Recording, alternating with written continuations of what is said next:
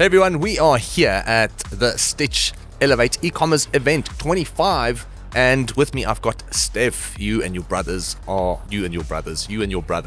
are the founders of Old School, man. Congratulations on the success of the brand so far, and thanks for joining us today. Thanks so much, and yeah, it's lovely to be here. Yeah, I think every single South African who has been following the journey of Old School would love to know how the hell this started. Can you walk us through that? Yeah, so I can tell you the long story, but if I can put it in a nutshell, grew up as massive sport fans. It was sort of something that was bred into our DNA. We'd wake up early mornings, watching box with my dad, staying up late, watching golf, watching rugby, watching basically every single sport that there is. So it's always been something that we've, loved. Passionate about sport in general. And then come 2019 Rugby World Cup, we studied at Stellenbosch. We were walking on the Roy plane and we saw a bunch of people wearing these vintage old green and gold jerseys, and we were super jealous. We told each other wow, we wish we had one like this. It probably got passed on from their dads. And we looked at each other and we just realized there's probably an opportunity here. If other people feel like that, surely there's money to be made. And that's basically the short story of how it started. What I love about the brand is that it brings nostalgia into the equation. And I think we can all reflect back on that 1995 moment. I think that was the iconic jersey that you guys started with. Yeah. So it started as a rugby jersey, and then it sort of evolved as something because we realized we don't want to do it just for rugby. We've actually now got a jersey that is for any sport and any occasion, because for us it was always about really uniting people. And like I said, it came so naturally because that was in our DNA. We grew up with it. So when we saw this jersey, people started wearing it to soccer, to cricket, just when they go out and to a braai over a weekend. It sort of became something that people felt proud to wear, because it didn't just have an association with a single sport, but rather with South Africa in general, which made it quite special for us. I think a lot of people look at Old School and think that it's an overnight success, but that's probably not the case. No. Tell me about those early days. Was that easy, hard? How did that go? No, I think where a lot of people, get it wrong is there was this period, I would say, just before COVID, where my brother went to finish his articles and the business was sort of on a standstill, right? It wasn't getting a lot of time and attention or focus, and the business sort of stagnated. And we came to a point where we realized we need to do something about it. And I don't want to claim it, but we moved to Shopify. We started running Google ads, Meta ads, and we, since that day, have just been super consistent with our spend. And I think that's where a lot of people get it wrong. I see in the e-commerce space, a lot of people say, I'm not seeing a return this month. They want to pull the plug. For us, it was always playing the long game, being consistent, being top of mind, being omnipresent. And that is what ultimately kept us, to see that slow momentum, and then took off. I want to take that snippet and share it with every single business owner in South Africa. Because I don't know if you know, but we have an agency called VA Media in the VA Group, and we've worked with over 500 business owners now, and we see that exact problem. It's people are so desperate for short-term results, and I know sometimes cash flow is a problem. Yeah. So maybe walk me through how do you guys manage that cash flow in the early stages? How did you bootstrap this business from where it was to where it is now? Because that's what you've done. Yeah. You haven't taken any outside investment up until today. I think my brother would be the right one to answer that question, since he's the CA. I was just the one spending the money, but it was sort of not going, overconfident, spending tons and tons of money. It was still trying to see how we can be top of mind, be omnipresent without just throwing cash at the problem. So often it would be sending jerseys to influential people. For us, that's not a big cost, but it's a big return. So there wouldn't just have been in the months where cash was low, that would be our marketing. We'd still be spending on Google, making sure that no one is stealing our keywords, still be running some ads on Meta, even if it was at a break even. So it was never at a loss. It was just and overheads was small. I mean, there wasn't there was real big salaries to be paid. So I think because we started online, it was quite easy to sort of just continue. From the sound of it, you've taken this business in stages. And it was never like, we're going to go balls to the wall from day one. It was literally, okay, cool. Let's start with stage one. Let's see if there's product market fit. Let's scale from there. Can you maybe walk us through the different stages of this journey, maybe? Yeah, I think, like I said, started online. For us, that was safe, you know. You don't have a lot of overheads. You don't have a lot of staff that you have to pay. You have a small product catalog, so it's quite simple, right? Your ads also focus on a few key products. So that was sort of step one. Step two came when we started rolling out kiosks at, you know, different malls and shopping centers. Again, it's less of a risk than going to a physical brick-and-mortar store. That was strategic, Yeah. So we basically could get insights, get data to see like what's trading well. Is this even a feasible location for old school? Is there customers there that actually likes or wants to buy old school? And then where we're at now, we are rolling out physical brick-and-mortar stores with the iconic old school look and feel inside. We opened up the first one in Stellenbosch, also tested that concept for a year and trialed that to see how does that perform compared to our pop-up locations, and saw, well, it makes sense. And now we are converting most of our like pop-ups or kiosks into physical stores. That's amazing. And I'm so curious to know, like, some of the biggest challenges you've maybe had, you know, through this journey. Like, what are some of the biggest perspective shifts that you've had that you could potentially share with other people? Like the biggest business lessons up until today? Well, there's been a lot. I think we've been sued by SARU. Oh, of course, yes, And that makes sense. That was actually such a beautiful moment. That turned into a sort of joint venture with them. But I would say it's a very good combination that we have between my brother and myself. He loves taking risk. I don't like taking a lot of risk. A good balance, though. It's a good balance, but I think more often than not, if you thought something through, you can take the risk. I think a lot of times, you know, people have this idea, or they think they're just scared to take that next step or that leap of faith. And we've done it multiple times, and in most cases, it has paid off. So for me, that would be something that I would say, if I were to do something like this on my own, probably still be stuck, you know, not wanting to take that leap of faith. So that would be my biggest advice for anyone. Obviously, be calculated, but more often than not, you can trust your gut. I love the partnership that you guys have. You've got two different strengths. It sounds like your brother is more the financial operator and you more the marketing. You're taking lead of the marketing. He's super commercial. Like, he does all of our, you know, partnerships and all of that. So I love the marketing side, like I've told you. Well, let's touch on the marketing. I think, in my opinion, that's probably the biggest lever that anybody can pull to grow a brand. Like, that's probably the most important thing. Would you agree? Definitely. I mean, you can have a great product, but if it's not marketed well, no one will end up seeing that it is a great product.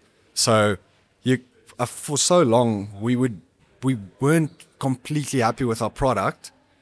Now we are, and we can just see, we just kept marketing it, and it's doing so much better if you've got good product and good marketing.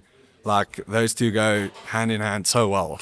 Is there like a formula of reinvestment of revenue back into marketing that you guys like play with, or is it just like rule of thumb, we just thumb suck what we need to spend and hopefully grow? So that's a very interesting question you have. I think a lot of the traditional businesses, they go and say to their CFO, or their CFO comes to them and say, this is your marketing budget for the month or for the year or whatever. We don't have anything like that. I think that's the worst thing that you can do. It's the absolute worst thing that limits you completely, because you can't predict the demand, right? You can't, in any given instance, predict like the appetite that there will be for your product, or, you know, especially because a lot of our business is based around sport, right? If this team wins or loses, it's a complete shift in demand or what you'll be spending. So we do the approach where we spend as much as we can spend every single month, every single day. Like, we want to spend as much and still get like a good return. Amazing. And I think when it comes to that investing in marketing, a lot of people don't really track the key metrics that will help them indicate whether they should spend more or less. And that's where I feel a lot of business owners fall short. Yeah. So when the demand is there, you have to keep spending. As long as it's profitable, 100. why not keep spending? 100%. That's literally how we've taken a company called Sentimental. We own percentage shares, and from 0 to 70 million a year. Same with Clute. That business went from 0 to 200 million a year.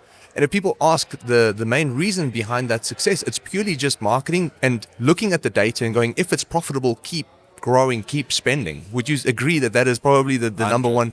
100%. I think so many people miss that. And like you said, metrics to look at, like so many people also get stuck in the wrong metrics, just looking at like your return on ad spend or stuff. Yeah, sure, that does matter, but you need to look at your net margin. Like, what can you spend to acquire a customer, and what is your customer's lifetime value? Because ultimately, if that customer can, or if you know a customer will come back for a second purchase, you can break even on the first. Yeah. So, with you. And considering you've built the website, did you build it yourself? yeah, first versions, I'm still playing around on the site, but I shouldn't be stuck in detail anymore. But I still like it, especially over like Black Friday, playing around with like urgency stuff on the website. Now, considering that this is an e-commerce event specifically, like, is there any specific apps on Shopify that has, changed the way that you market the brand and maybe made a difference in revenue at all? Yeah, I think a recent app that we installed, and I think it will be different for different brands. I think for us who sells like products that sometimes have like scarcity and urgency around it, we included an app called Stock, or I might be butchering it and completely mispronouncing it, but it's STOQ, sorry. And basically what it does, it's just like a notify me when back in stock. It can take pre-orders and all of that. So we get like when some of our core products is out of stock, it means that you don't have to stop spend on advertising. It's actually good because now people see this our Kaiser Chiefs creates jersey. further demand. Yeah, Kaiser Chiefs jersey, for instance, it's priced at 2,500 Rand. It's a premium product. So for that product to be sold out is not a bad thing at all. It just creates like, a desire to want it even more. Urgency and scarcity. Yeah. Exactly. So people just sign up there. As soon as that product gets restocked, they get sent an email, and that thing has generated millions in the past 4 weeks. Love it. So definitely something I would recommend. And in terms of payment gateways, like I think it's one of the most underrated tactics and hacks out there is just picking the right payment gateways. 100%. I sit with people all the time and consult, and I say, like, how many payment gateways do you have? Which ones do you have? And they go, no, we've got this one, X, and we only have one. Why do we need more? Yeah. Like, can you maybe just share some perspectives on the gateways that you guys like to use and prefer? Yeah, so I'm not just saying this because it's a Stitch event, but we've recently moved over to Stitch, and the uptake was absolutely insane to see. We've actually been looking for Apple Pay or Google Pay function for so long, and I actually just never knew that there was someone in South Africa offering that solution, because some of the other gateways, we were asking them for this, especially on Shopify, and they said, sorry, it's just not possible yet. To see that uptake, once we moved over to Stitch with Apple Pay, it's absolutely insane to see how many people opt for that, and just how smooth that actually makes your checkout process, because you don't want, any friction. It's the last thing you want there. And again, I'm not trying to be biased, but the exact same thing happened with Sentimental. Like, the moment we added Stitch, we did 100K in the first week, which was like 3 or 4 days that it was live. And now 30 days with the data, we did over R1 million through that payment gateway alone. Yeah. And it's just such a much higher conversion rate to others that I've seen as well. I don't know why. I don't have all the answers for it, but I think the way they packaged it and the Apple Pay and Google Pay options, that makes such a huge difference. Definitely. I think we've sort of seen the same. I know it's quite difficult to attribute like conversion rate to something like that because there's so many variables, but I can say we have sort of seen an increase since adding Stitch. If that was Stitch or if it's been some of our other integrations, I can't say for a fact, but yeah, it's quite cool to see. And just touching on the South African economy, like, how do you guys feel about it? Like, a lot of people go, I don't want to sell here, I want to sell overseas. Is this still a region you guys are optimistic about? Like, I mean, this is where it all started. Definitely. I think you are super naive if you don't back South Africa, especially as a young entrepreneur. Go look at the rest of the world. You can literally take an idea that's working overseas and you've got about 3 to 6 months to implement it in South Africa. If something's working overseas, you can put money on it that it will work in South Africa or it will come to South Africa. It's just normally delayed with about 6 months. So you've got sort of proof of concept from overseas that you can sort of see if something will work and then implement it here. So, and I mean, with how cheap our labor is and all of those things, like starting a business overseas with rands, it's going to be super hard. No, for sure. I always say, if you want to scale overseas, make sure that you test here because the school fees here are a little bit cheaper. Exactly. Tell me, in terms of growth and where to from here, like you started online, you're now in retail. South Africa, there's only about 7.5% of consumers who actually shop online. So just out of curiosity, like what percentage of your revenue is online? What percentage is retail? And I know retail is probably still fairly new to you guys as well. Yeah, so for the longest of time, we've been like predominantly just online. And I'll still fight. It's sort of this very healthy fight between online and retail.